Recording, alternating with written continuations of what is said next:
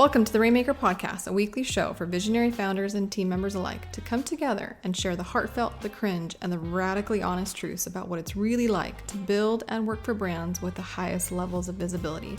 I'm your host, Veronica Romney, and after working for some of the biggest names in the online space myself, I've learned that it takes both leadership and collaboration to truly scale a company to its greatest potential. And I'm here to do one thing: empower leaders, teams, and dreams. So let's make it rain on today's episode. Dan, welcome to the Rainmaker Podcast. Oh, I'm so happy to be here. Thanks for having me. Yeah. Okay. So full disclosure, Dan and I had the opportunity to work together for several months, and he has a really amazing story of a lot of health crisis and trials, is probably putting it lightly. And I think that we as business owners don't talk about enough how often we as CEOs have to show up to work when we're not feeling the way that we'd like to be feeling. We're not able to perform the way that we'd like to perform for a number of reasons. So I asked Dan if he'd be willing to come and share his story and help those that could benefit from hearing how he's kind of persevered and journeyed through this with his health. So Dan, people might not know who you are. Would you do me and the listeners a favor and introduce yourself to everybody? Yeah, my name's Dan Davis. People don't usually just call me Dan. They always say Dan Davis, but that's easier to remember for some reason. But I'm the founder and CEO of Stiry. It stands for Stories That Stir. Started it about 6.5 years ago. I have 4 amazing kids and a beautiful wife named Caroline, Sweet Caroline. And they're the most important part of my life. And they're why I work so hard at Stiry, is because I want to provide for them and provide the life that we've always dreamed of for them. And Stiry, to put it simply, we're a production house that does moving stories, or stories that stir, like I said. And we've done over 250. Actually, we're going to be close to 300 stories here in the next few months over the last 6.5 years, of everyday people to billionaires to number one rock band in the world, and have traveled the world telling people's stories in a documentary fashion. And we're just launching a new app that actually has all of these stories in one place and is searchable by any topic under the sun, for mental health or grief or entrepreneur stories, all of that. So that's me. That's the short version. Yeah, and your content, just the videos that you guys put out is, I mean, careful. Like when you go, at least for me, they will often move me to tears because they go beyond the surface every single time. And would you mind sharing your story of how you've, because this is, I mean, how else do you put it but like God's hand in things, but like how you even found out how you were sick by the work that you were doing in your business, and then explain to people what it is that you have that you're dealing with. Yeah, so I mean, it's been a complex journey for me. I've always been an entrepreneur, and I've always hid my health behind the curtains and not really let people into that world, because I thought people would lose confidence in me and my business if they knew that I was struggling so much. And I've dealt with this stuff for over 25 years and didn't know what it was. I had these rare syndromes, and it was just a mystery. I mean, I've done everything in my power for years and years and years to figure out what was going on with me. And it's been almost 4 years ago, my health really started to decline, and I started to have just some strange episodes, different things that didn't allow me to work, pain that was just excruciating. And I'd always dealt with pain and had a very high pain tolerance. But it got to the point where I couldn't even, show up for myself every day. And so I started to actually advocate for myself a little bit more and started to stand up for myself. And my last doctor's appointment with this doctor that I fired, I said, I'm not leaving today until we find a new direction or something to chase. Mm. And that was the last time I went in, because he essentially said, well, I think you have chronic fatigue syndrome. And I was like, great, I'm going to die from chronic fatigue syndrome.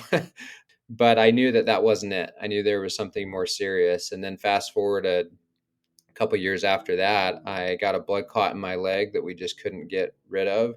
And then I had shortness of breath. I had all these other problems. My fatigue did get worse. My pain got worse. the headaches. I was seeing a therapist that was working on my muscles twice a week. I was going to the Mhm. chiropractor. I was just, I mean, therapy, you know, to the nines every single week, and nothing was helping. And when I got the blood clot, that's when the doctors were like, "Oh, there's something else here," but we still didn't know what it was. And during that time, you know, I had always felt inspired about my business and inspired that I should start it, but also felt inspired along the way. And I felt inspired to show this, to share this story and produce a story on this woman named Kim that was battling Mhm. cancer. And when I had lunch with her, she said, "I want to do this story big." And I was like, "What does that mean?" And she was like, "I want to do a full length feature documentary." And I was like, "Do you have any idea how much that costs and what kind of project, you know, you're asking me to figure out how to fund with you?" And I got to see if my team's even available and on board to do something that big. And I just, like a bolt of lightning, was like, "Yeah, this is Mhm. what we're supposed to do." And little did I know that by telling that story, that would actually save my life, because as we were filming Kim's story, she kept making this promise, like, "I'm going to figure you out." And there was even one time where she took me to the ER while we were shooting her story because I was having heart issues and chest pain. And so she was very aware, even though we were telling her story. I didn't want it to, you know, didn't want to make it about me, but she was around me enough that she knew something was serious, something was going on that we needed to take care of. And in fact, just a few months after we started her production, her health declined drastically after a couple big surgeries that we captured. And the last time I visited her in the hospital before she passed, she said, "Pull up a chair." And she got this really serious look on your face. And if you knew Kim, she's just like, when she wants to do something, she is very direct about it. And she was very direct and said, "Put this chair in front of me and we're going to talk." And she said, "How is your health?" And I said, "It's fine. I'm not here about me. I'm here for you." And she said, "I'm going to figure you out." And that was her promise to me. And just um, a few days later, Kim passed away. And I didn't think much of that promise. And my promise to her was to finish her story. And within a matter of months, I was interviewing different doctors that treated her for her cancer. And I was interviewing her interventional radiologist, and I was really struggling at that time. And we had a break during our interview with her as we were filming. It's kind of funny because it was the somebody showed up to mow her lawn and we couldn't film because you know, but divine destiny, because we actually had to take a break. The audio would pick up all of that sound, the sounds of the lawnmower and weed whackers, and so we took a 10-minute break. And I said, "Hey, you should try to figure me out. I'm kind of a medical mystery." And it was tongue in cheek. I was kind of joking. And she got this very serious look on her face. And she said, "Well, what's going on?" And I told her this plethora of symptoms and just how bad my health had gotten to that point. And she said, "I think you have Nutcracker syndrome, Matherner syndrome, POTS, these rare vascular compression disorders. You probably have Ehlers-Danlos, which is a connective tissue disorder." And it was like she was speaking, you know, a foreign language to me. I was like, I don't Sure. know what any of these things are. And I had heard doctors say things like that before, and were all wrong. And I didn't have that same level of trust maybe I used to have when I was younger. And so I said, "That's great." And she said, "I'll look at your scans tonight." And that's another thing Wow. doctors had promised, is, "I'll spend some extra time on your case," but no one ever would. And I was on a date with my wife. It's really important that we go on dates, and on Friday nights we always do that. And thank goodness my parents live close, because they've made a commitment to us to allow us to do that, to help us with our kids, and help us with our marriage in that way. And we're in Target because my wife wanted to go there. That's not a place that I would be Naturally. excited to go to on a date night, but she had something she needed to get. And I get this email from this interventional radiologist, and she says, "I was right. You have Nutcracker syndrome. There's a problem with your kidney." And we were in the middle of Target. I don't. We were like in the women's clothing section or something. and we were kind of behind some clothing racks, and I just started to cry because I was Yeah. like, and it was actually more impactful that she took the time to go look through all of my scans. And then it was also devastating that it was right in front of everybody, but nobody looked at my scans long enough to figure out that this Mhm. issue is there. And I had 3 renal arteries going into my kidney, and most people just have 1. And then I had multiple renal veins coming out of my kidney, meaning that there was this upload of pressure and the blood wasn't getting back to my heart. And so collateral veins were starting to form to try to figure out how to get this blood back to my heart. So when I would sit up and stand and do these different activities, my blood flow to my heart was actually being limited. And no wonder I felt so terrible. And then same thing with another vein down to my legs. No wonder I had the blood clots because I didn't have correct blood flow to my limbs and my shoulders and my arms and all this stuff. And it just started to make sense. And that's how I got my diagnosis. I so many things. I followed Kim, because Kim's, before she passed, I mean, she was really popular on Instagram, and I mean, she still is. She lives on in her message and everything that she does, but she was a really popular influencer, right, on Instagram, and a lot of us followed her, got to know her in that way. And she is like, God, like if there was anybody that was a definition of being a valiant person, just complete determination and courage to persevere through, I mean, horrific, I think, cancer battles on her part. So to me, she was such an example. She came to you, trusted you with her very particular emotional story to get it right and do it in a very big way, not just like a 2 minute, right? And then in the process of you serving her, she then serves you, right? And then you get to the bottom of what's going on. But in some ways it can feel like, oh, there's not some kind of closing of the loop of what's wrong with me, but then a huge opening of a loop of like, oh crap, now what, right? Yeah. And so, okay, so at this point, Kim knows about your health struggles, obviously your family, your wife, I mean, like you said, you've been dealing this with for years, like your whole life.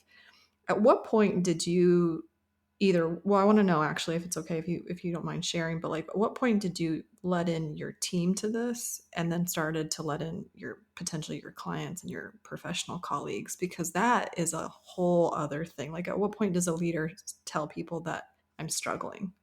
Yeah, like I said earlier, maybe it's pride, maybe it's just I've kind of analyzed like why I didn't share that with people, and honestly a big part of it that I discovered after I finally got my diagnosis, after I felt like Kim delivered on her promise from the other side, after she had passed. It was like this humbling time where I had to like analyze how it all happened and how it transpired, and I realized that it was not totally in my control. And I've always believed in God. I always believed in a higher power that was directing and inspiring my life. But now it was time for me to be more open about that. And as soon as I started to be more open about that process and discovering my diagnosis through this inspired process, it was freeing, and freeing because I was following. I felt like my true self, but it was also freeing because I actually knew what I had, and that was a big reason why I didn't tell people is because I mean, when you have cancer, you can say, I have cancer, and everybody rallies around you and they understand that word. When you say, I have vascular compression syndromes and connective tissue disorders, people are like, Hmm? I have no clue. Yeah, huh? What I have no clue what that is. I have no idea how serious it is. And it's life-threatening, but it's not treated the same way as more recognized diseases and syndromes. And so I but at the same time, it was so freeing because now I'm like, I know what I have. I know what's killing me versus me and my wife were like, I may not wake up one day and we're not going to know why. I'm going to have a pulmonary embolism and we're not going to know why. And so it was really freeing, but then I started to open up on social media about it, and it's funny and really ironic that I was sharing all these other people's stories, but I wasn't sharing my own with the world. And it was this aha moment that was like, hey, if you're asking people to be true to themselves and be transparent and authentic about their own stories, you better start being authentic about yours. And there wasn't really any shame associated with my health stuff. There wasn't any other reason than I didn't know what I had and I didn't know how to share it. And then I started to realize I'm like, this is a really powerful experience that I'm going through. I should share it.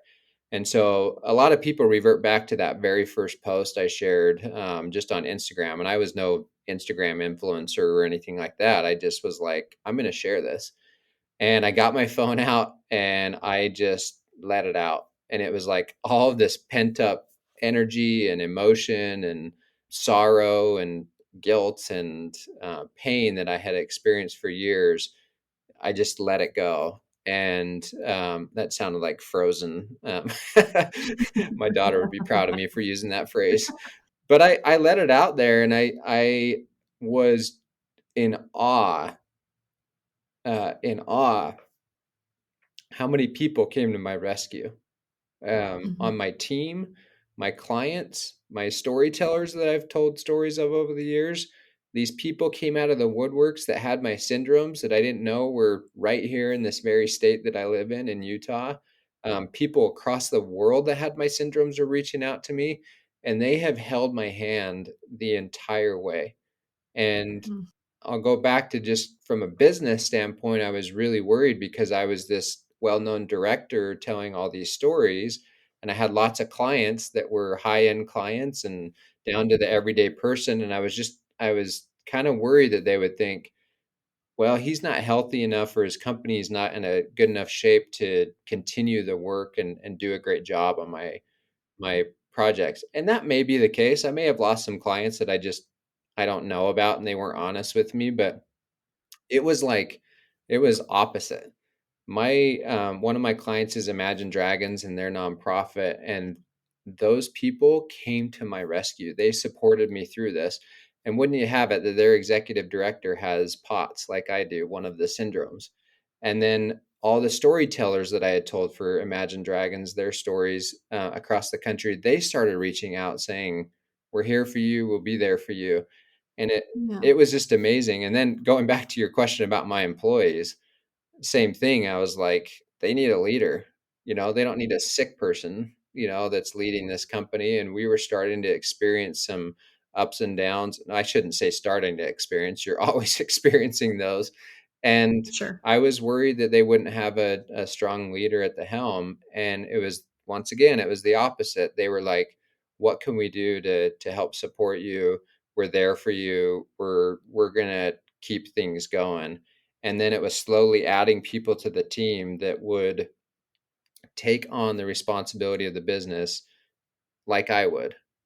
They could never do that fully because as the founder, you're never going to find anybody that's as committed to you as your business, but pretty dang close. I would say most of them were 90% there. And the ones that weren't all in, it was like this telling time also that was like, Sure. gosh, if you can't support me in my own journey and you can't support the company and take ownership in what we're doing here, it's probably not the right fit for you. And it was just this beautiful creation of a new Stiry 2.0, a new team, and everybody was energized to make things happen. And they were motivated for me. They were motivated because of the work we were doing. And it was a beautiful experience. Oh my gosh. I like multiple times I've had goosebumps in your story, by the way, because it's I, c- there's nothing that I've gone through that's come close to what you have gone through or are still very much in the process of going through.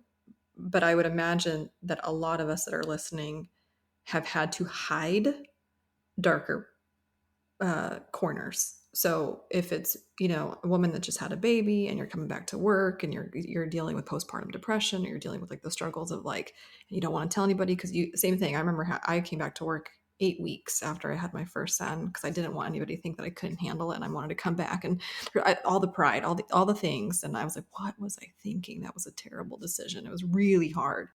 But I also know in working with a lot of CEOs that even if it's not a physical limitation of some kind, there's also just mental health, right? And I work with a lot of personality forward, face forward brands, right? So it doesn't matter if they're content creators, influencers, or the primary expert or service provider, but it's like usually it's the primary spokesperson of the company, the main visionary messenger.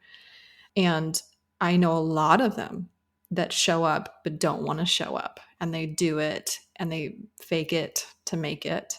And then what ends up happening, or what I see start to happen, because I'm the one that gets the voxes behind the scenes, right? Or the messages behind the scenes, is that they're starting to have a break with their own integrity, with their own consciousness. They're not congruent with themselves because privately they feel terrible and they don't want to show up and they're miserable, or they're going through something and there's some kind of, dark period. But then they know that if they don't show up on social media, or they don't show up on YouTube, or they don't do the content pieces, then the company will suffer. And so living this double life gets worse and worse and worse and worse, right? Because the persona that you exemplify to the world needs to be strong and it needs to have it all together. And especially if you sell your products in a way that's like, you could have this lifestyle if you were to do it this way that I've done it, right? And you've alluded to that, that here you were inviting people to share their most authentic selves and some of their own trials, but you were concealing your own. Did that ever happen to you where you felt like just on the internal parts perspective, not to get into family systems and all that stuff, but like just within yourself, that need to protect yourself, but the need to be in integrity with yourself and to, be the example that you ask others to be for their loved ones and for their communities and the stories that they share. Like, how did you wrestle with that as a leader as well? Yeah, the word congruency is so big, and alignment is one that I use. And I wasn't in alignment with myself fully when I Mhm. wasn't being honest with myself about my health, honest with my team about my health to my family. My own family didn't know a lot of this stuff, Yeah. and then it got so serious that people were like, "Is he gonna die?" And Mm. I remember thinking to myself, how silly is that? But then I just realized that it was an evolution of Dan, to this new level of congruency, new level of alignment. And what was amazing is I kind of go back to that word freeing. As soon as I was in alignment or congruent with myself, with God, with my family, with even my kids started to realize what I was going through, and I was transparent with them, and they were young enough when this all started that they didn't really fully understand it, but they knew dad was sick. And now that's all they know, which breaks my heart. But at the same time, I wasn't giving them an opportunity to grow. And they're the most important part of my life, along with my wife. And if I was robbing them of that opportunity to serve and love and be compassionate and understand and grow, then what am I doing? You know? And what was amazing, like I said, it's not only that people came to me, it was Mhm. because of my health, it forced me out of necessity to start delegating parts of my life I wasn't willing to delegate before, because I either Oof. didn't think it was possible that somebody else could do things as good as me or as great as me as I in my mind, um, or I thought someone else shouldn't have to do this for me. Someone else shouldn't have to step Mm. in and run my calendar, or answer my emails, or set up these productions or direct this story. And I started to make all these excuses, and it was the same thing at home. Like, okay, I'm going to help support my wife in these areas, and I'm just going to kill myself every single day and wake up the next day and do it again. And as Mhm. soon as I started opening up about my story, people were like, "Hey, can I send some pre-made meals? Can I hire a house cleaner to come and clean your home?" And all these resources came. And at first it was like so awkward. I'm like, no, me and my wife had these conversations. We should be cleaning our own home. We should be cooking our own Mhm. meals. And it was the same thing in my business. It was no different. I should be directing these stories. I should be going to these sales meetings. I should be doing all this. And the epiphany that happened during that time is like, out of necessity, once again, I'm dying. I need to figure out why I'm dying. I need help and I need to focus on my health. And if I don't do those things, none of this other stuff matters. And so I started to put my health, not 100% priority. It took me several months to figure out how to balance that and juggle that, because I was going to a ton of doctor's appointments. And it was, when people say it's like a full-time or part-time job, like that's what it was for me. I couldn't work Yeah. full-time. It just wasn't possible. So what did I start to do? I started to say, out of necessity, I'm going to delegate this stuff in my personal and professional life. And then all of a sudden I was like, wow, that got done faster and sometimes better than I would have done it. Yeah. My kids are eating healthier. They're actually having a meal on time tonight, like, And then my Mm. assistant started to take over more and more responsibilities. And then I was able to train her to become a great producer and account manager. And now she was Mhm. doing 50% of my job. And the rest of my team was doing 25% of my job. And now I was like, this is kind of great not being needed for Mm. everything in my business. But the moral of the story there for me and for others is that you don't have to wait for this big life-changing event to do any of that stuff. If you want to grow as an individual, as a company, as a family, learn that lesson now. Save yourself the trouble, the heartache, the pain, the money. I can't tell you how much money I've spent and wasted and time on my business in things that either don't matter or were ineffective because I tried to do it all. And now I told my my employees, I'm like, you do your best to work me out of this business. And I said, I'm going to be supportive of you. I'm going to be there. I'm an expert storyteller, but that doesn't mean I need to tell all the stories and get all the credit. I want you guys to do that, but I'm here as a resource. And once I did that, once again, I use that word freeing. My business no longer became my Mm. biggest stressor. I could focus on my health. I had time to go to doctor's appointments without thinking about work the entire time. And my life Yeah. just became more balanced. It got harder. I had to save my own life and be the leader of a company and turn the keys over to doctors and other people to save my life. And it didn't get easier, but I tell you what, things got done better, more efficiently, and now I don't feel like I'm a slave to my business, and that's never what I wanted. That's why I started this company, is to have it Yeah. influence people without me having to be the person that does all of that. Yeah. Oh my gosh. Okay. So let's just, your health rewrote your story. It's not the story that you intended to write about your life, but in a way, right? Your health was an opportunity that it rewrote it for you. And then you, right? But going back to what you were saying as from a leader perspective, because I also hear that same storytelling from my leaders. So I hear very common, we'll all hear like, well, nobody can do it to the degree that I can do it. And that's like a nice way of putting it, right? Like nobody can sell the way that I can sell, or nobody can produce or do X, Y, Z the way that I can. So like there's a narrative or story that we play ourselves that like the thing that we do can't ever actually be taken over by somebody else. Then there's the narrative that like, well, nobody will care as much as I care, and nobody will just like, if it's at 2 a.m, then somebody's got to do it. I'm always the person that kind of the end of the funnel, right? So there's a lot of narratives that I think that leaders play in their minds as reasons to not delegate, and then every time that narrative proves to be true, which we can get into that whole conversation about, sometimes we actually make them true, but like let's say something proves that it to be true, it just reinforces that narrative. And for you, because of your health, like I don't have the luxury of not rewriting this narrative, and I have to let go because I can't, there's no capacity to take care of my life and save my life and also run this organization. But here's what I love about what you just expressed, because I also see this too: when leaders actually embrace the rewriting of that narrative, of those stories that they tell themselves as to why they can't let go and why they can't delegate, man, people step up. I see it all the time. Not to say that I don't see people leave organizations, or I would use the word self eject. So, like when you raise the bar, when everybody's running the 4 minute mile, people that can't run the 4 minute mile, yes, like I understand that there is a part of that process where people will leave because they no longer feel the most comfortable in that situation. But the people that have been sleeping, or the people, not even sleeping is not the right word, but the people that have known for a while that they've been operating under their fullest potential and capacity, when given the opportunity to run faster. Oh, that's like one of my absolute favorite parts of what I do in my job, is seeing those like A players who've had to operate in the B level, just because that's just been the tone that has been set. When they're given the opportunity to just go all out, you see some insane performance, and rock stars really, really shine when given the opportunity to shine.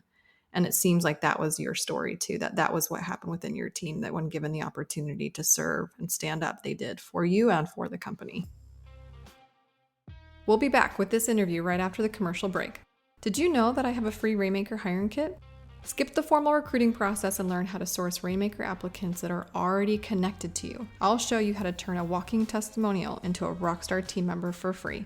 Head to veronicarami.com or click the link in my show notes to get your hands on the free Rainmaker hiring kit. Now let's get back to the show.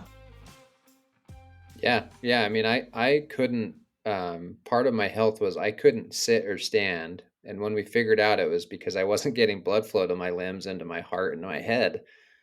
I couldn't do a lot of my job. And I laid down for most Zoom calls and tried to hide it and tried to figure out how to do it where I was propped up with a wedge pillow. And I it wasn't like, oh, just work harder, Dan, and you'll get through this. And I had always been a hard worker. That's never been my problem. But I realized it was humbling that, like, it doesn't matter how hard you work, you will not make it physically, Mhm. mentally, emotionally if you don't trust, a higher power, trust God, trust your team, trust your family, trust your friends, neighbors, everybody. And this new community I built, even on social media, if you don't trust all of these people, you're not going to make it. And what was amazing is, like, we just built out our new studio, and in my mind, I still have these triggers that are like, okay, I have to do this. I have to do the decorations, Yes. designs, everything, the paint. And I did hardly anything here in our new studio. And it's because my team just stepped it up. And I even came in on one Monday, and they had my lead editor, director, photographer, he and his wife, that's our designer, came in over a weekend, hung all of our sound panels in our studio. They got all the Wow. painting done. I mean, it was like I came in and I'm like, oh my gosh, like, this is extreme ownership. And it feels really Mm. good not to do this myself. And I just think that, yeah, my experience came out of necessity. Like I said, you don't have to wait for that. What's amazing is, if you do not delegate, you are robbing others of reaching their potential. Say it one more time. If you do not delegate, you're robbing others of reaching their potential. Mic drop.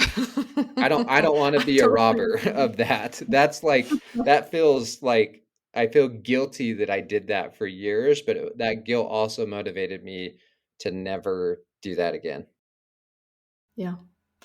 Oh, I feel, but this is a value that you and I share because I feel like a lot of the rhetoric out there is on the benefit of the CEO. Like it's up to the CEO to reach their fullest potential. It's up to the owner to reach their fullest potential, to unlock whatever unlocking, and to 10x whatever needs to be 10x. And that language all comes to the CEO. But Extreme Ownership is a great book. If you haven't read that one, that's a phenomenal book. The Go Giver is another one that I love, obsessed with as well. But like, when you see your leadership not as a selfish means to improve, but as a way in order for you to produce other leaders, if you understand that, like the truest definition of leadership is making other leaders, and you actually reach your fullest potential by giving others the opportunity to reach their fullest potential. I mean, this is also parenting 101. Like, think about it from even raising your children. Like, I will be the best version of a mother that I can possibly be when I help my children. Like, when I water their soil the best way that I know how, not to change the seed. The seed is already predefined. Either one kid's going to be a cactus, the other kid's going to be a cilantro. Like, that's already decided. That wasn't my job. My job is to nurture that, like, kind of that flower pot, right? To nurture the soil so they can be the best version of themselves. So that value I have in my personal life as a mother, but I also have that value as a leader within an organization, within a company, or within a business structure, where like my fullest potential is reached when I help others reach their own fullest potential. That is not a value that is often shared, nor spoken of nearly as much as I would like it to be spoken of in the social circles or in that online rhetoric. But that's obviously something that you live by as well. Yeah, I mean, it's just, I mean, I'm just gonna say it. I think CEOs become really selfish, and they like all the pats on the back. We like to receive the praise, and that's exciting and exhilarating. But I tell you what, what's more exciting is when my brand and my company receives the praise and the people in it. And Mhm. to me, that has been so much more rewarding. And don't get me wrong, I still enjoy receiving compliments. I still enjoy being known as the founder and the CEO and a storyteller and a creative person within my organization. But I don't know. It's funny. I had a conversation with a lead that came in that's actually a friend of ours that we used to live by, and she wanted us to tell her story. And she said, I didn't know this was your company. And yeah, at first I was like, well, that's weird. You're our friend and you follow us on social media and you had no idea I started this. And we've been doing this 6.5 years and you've seen a ton of our content. And she like had to pause. She's like, wait a minute, this is your company? You started this? And I at first the natural instinct was like be prideful. Yeah, this is my company. But then the second thing that popped into my head, I'm like, how cool is that? That I don't need to be seen as the person that brings this powerful brand to life. Like my brand did that on its own, and she respected our company enough that she just thought I worked Mm. there, and she just thought I was part of this something special, right? But it was my team and the stories and the storytellers that we've been sharing stories on for years that she was gravitating towards. And I'm like, that's awesome. That's why when I started Stiry, I had, let me back up. I had worked in another production company for a director, and the brand was all about him.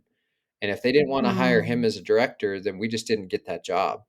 And Yeah. I vowed when I started Sturry, I'm like, this is about Sturry. This is not about me. It has to be about that brand. And it's been very cool because no one asks us who the producer is on a project. Nobody asks us who the director is, who the director of photography is, who camera operators are. And that world that I used to be in film, that was unheard of. They were always like, who's the director? Who's producing? Who's shooting this? And people just say, Sturry's going to do this story in the Stiry way. And they don't ask a single question about who's going to be on the project. They just know that we're going to have a kick A film that is going to rock your socks and bring the emotion. And it's going to be the best story that they could possibly tell and produce. And Mm. Sturry's the right match. And the coolest part about that is there's only been a couple in 6.5 years instances where we have been either outbid or that they're even taking bids from other people. Oh, wow. And that is purely from what I'm talking about. We have just stayed so true to our brand that people just expect it's not just to expect the high level of performance, it's they just expect a feeling associated with what we're doing that they know they can't find anywhere else. And that's because of my team. And I finally figured out how to delegate, and I love how much praise they're getting, and I love how people were not expecting me to be on these projects anymore because my team can do them without me. It's an amazing feeling.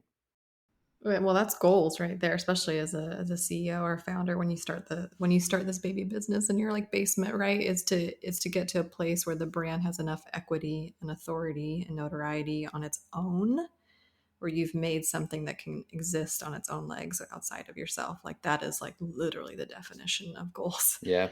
for founders, and you have achieved that in spite of the fact that you've had all of these insane health challenges.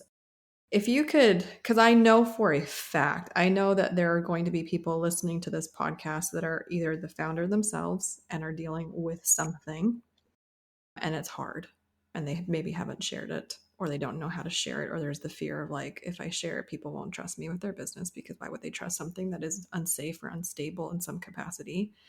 I know there are team members that are listening to this podcast that are dealing with this and maybe haven't disclosed anything to their direct managers because they, right, the marketplace and all the things. So, like, what would you advise them to do and how? Because I know that your health journey is not over, right? So, like, what advice would you give them? And then how do you also continue to honor yourself in each day that kind of whatever presents to you on that given day? Yeah, I not everybody's health stuff is as obvious as mine. Sure. And it's I look healthy. I've looked healthy through this whole experience, Yeah. except when I lost 40 pounds in a few months and looked really sick. But I've had a kidney auto transplant. I've had these major operations. near my heart and over the last couple of years. And so it's been pretty obvious. Like Dan's gone, he's having surgery, he's having a kidney auto transplant. What the heck is that? Um, and so some of those things are obvious, and some of the people listening may not have something that's that obvious, where you really have to pull back the curtain to open Mhm. up and share with your team or with a coworker or whatever, your family even. And I would just say the most beautiful parts of my life right now have transpired because I've been open. The most beautiful people have come into my life. The most beautiful clients, the people that I want to work with, Mm. come out of the woodworks to work with you because you're authentic. Yeah. And I remember that very first video I referenced earlier that I shared where I opened up about my health.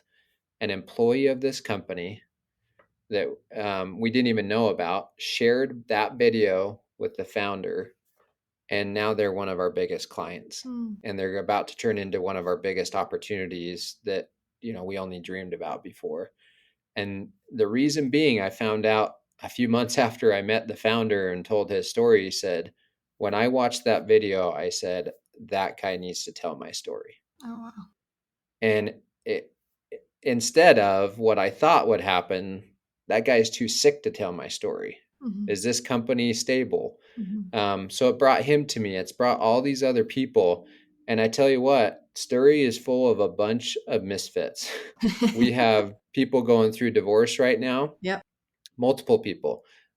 We have a couple people that have beat cancer.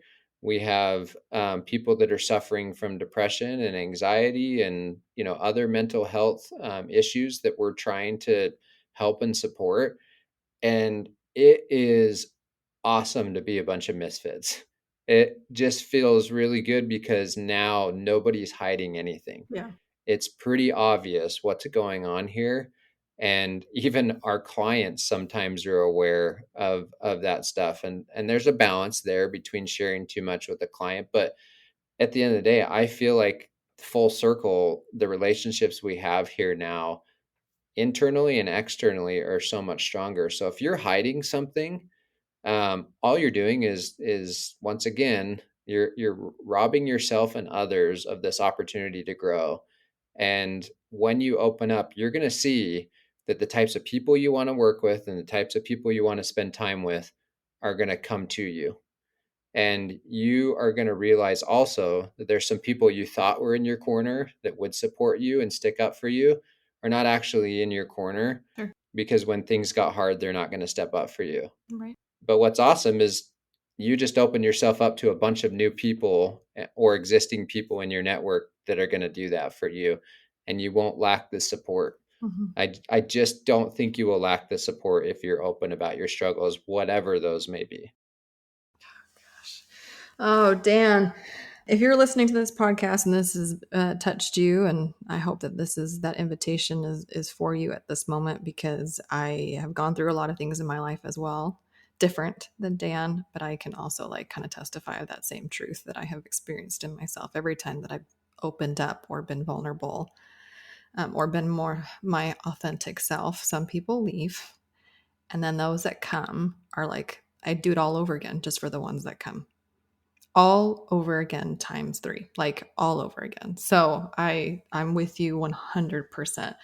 Dan, how do people, because like everybody wants to rush and make a book, and I'm like, why would you make a book when you can just have the crew at Stiry tell your story in the most authentic way? Like, so how can people, founders, companies, brands, have their story told the right way through you guys, because you do it, there's no one that does it like you guys do it. So to tell people where they can connect with you further.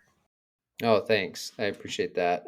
Yeah. So, you know what? I'll just put my email out here on the podcast. It's just dan@sturry.com. That's like your direct line to me for resources. And one of the things that we would do for you free of charge is just do a story strategy session with our team and explore this with us, explore the opportunity of sharing your story with us. You can also go to stiry.com, stiry.com, and that's another way to contact us. But why not just email me and we'll have a conversation? We'll get one of those story strategy sessions going. We have a book that you can go through as well that takes you through this process, and at a minimum, you could do that. But we would be just honored to tell your story. It is, I don't know. You can tell by the sound of my voice that we love people's stories. We love telling them. We love producing them. And when you see your own story transpire through the Stiry process, it's one of the most rewarding processes out there. And we actually had one of our founders of this company that's really exploded come back and said, "You guys don't even need to finish the edit. The process that you guys took me through Wow. was worth the money that I spent on this." And that was saying something, because we're not your brother-in-law shooting weddings. But that investment that she put into it, the process changed her. And that's the best part about it, is you think you're doing this for everybody else, sharing your story with everybody, but it's going to change you, and you need to do that. It's a big part of your growth. Dan, thank you very much for joining us on the Rainmaker podcast. Thank you for sharing your story. And I literally full endorsement to you, the company. Anybody that has that burning desire to share a story needs to come and see you guys immediately. Thank you. And I also just feel compelled to just kind of give a shout out to Kim's husband and little girl as well, who we got to share a little Yeah. bit of their story today too. Yeah, So they're amazing. thanks, Dan. Thank you for having me.